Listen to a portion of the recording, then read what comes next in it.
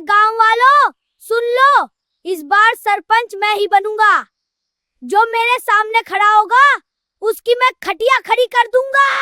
कलुआ, अपनी गीदड़ भक्ति किसी और को दिखाना, क्योंकि इस बार चुनाव में मैं खड़ी हूँ और तुम्हें धूल चटाकर मारूंगी। अरे पूजा, तुम घर संभालो और चूल्हा चौका करो।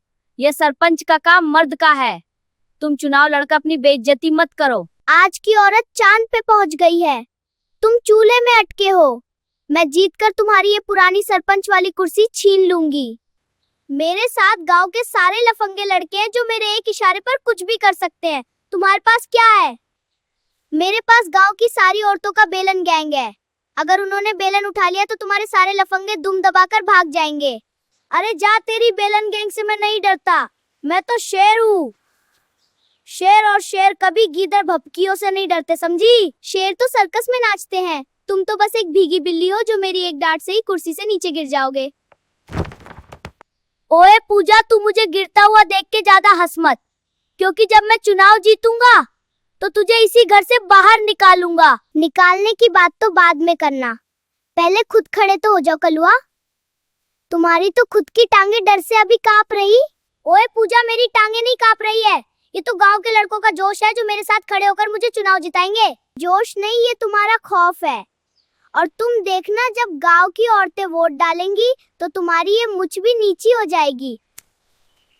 चुनाव जीतने के लिए सिर्फ मुछ नहीं चाहिए होती है, पैसा और पावर भी चाहिए, जो सिर्फ मेरे पास है, तुम्हारे पास नहीं। तुम्हारे पैसे और पावर को गांव वाले जूतों से मारेंगे, क्योंकि इस बार वे सच्चाई को चुनेंगे और तुम्हें घर बिठाएंगे। और भाइयों, मेरी रैली में सबसे ज्यादा भीड़ है। इसका मतलब साफ है कि अगला सरपंच तुम्हारा भाई पप्पू ही बनेगा। मेरी बहनों, बाहर निकलो और इस लपंगे पप्पू को हराने के लिए मेरे साथ चलो। आज हम दिखा देंगे कि नारी शक्ति क्या है और क्या क्या कर सकती है। चलो नारी शक्ति जिंदाबाद। मेरे प्यारे गांव वालों, अगर मैं सरपंच बना तो मैं वादा करता हूँ कि हर घर में चॉकलेट और लॉलीपॉप की बारिश करवा दूंगा। देखो, मैं चॉकलेट लाया हूँ।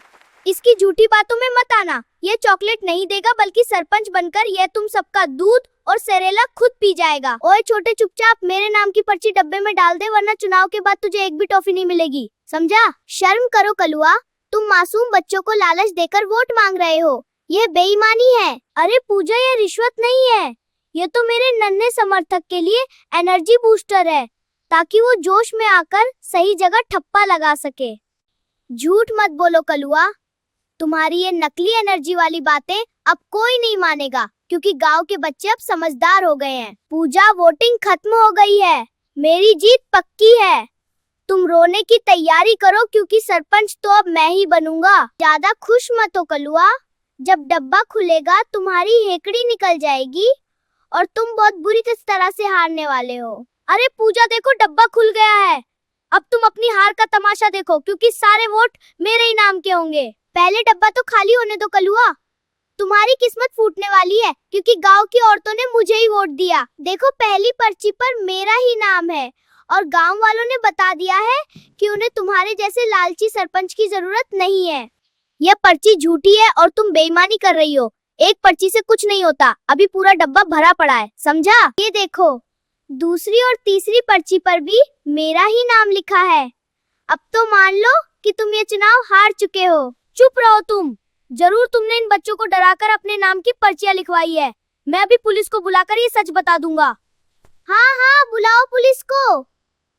मैं देखती हूँ कि जेल कौन जाता है, क्योंकि रिश्वत देते हुए तो तुम पकड़े गए थे कलुआ। अरे नहीं, पुलिस को मत बुलाना, मुझे जेल से बहुत डर लगता है, वहाँ तो चॉकलेट भी नहीं मिलती है। ठीक है, मैं पुलिस को नहीं बुलाऊंगी, लेकिन मेरी एक शर्त है, तुम्हें पूरे गांव के सामने मुझसे माफी मांगनी होगी कलुआ। अगर हमारा वीडियो आप लोगों को अच्छा लगा हो तो वीडियो को लाइक जरूर करना और हमारे वीडियो को रोज देखने के लिए चैनल को सब्सक्राइब जरूर करना।